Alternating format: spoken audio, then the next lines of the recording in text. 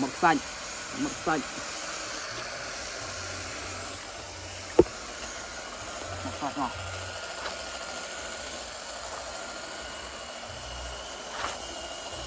ngon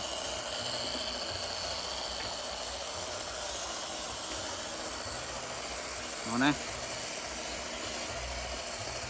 trời ơi tao không tao này chậm xanh đó co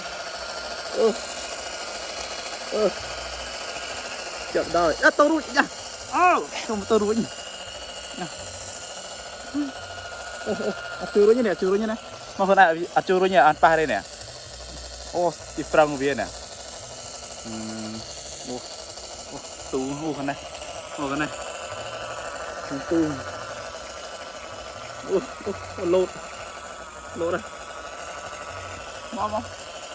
tảng kia chứ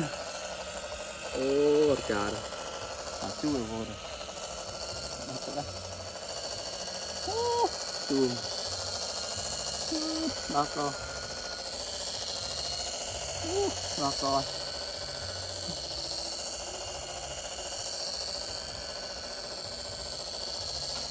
chuông sạch nè bó vừa một con trò là lỗi nè ngon vậy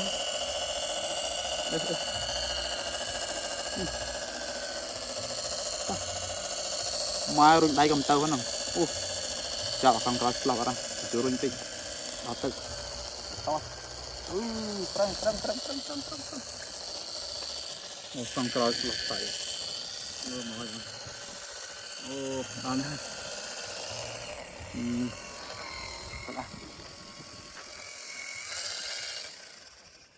đọc làm đòn đấy chẳng nhau của lòng cọc xạo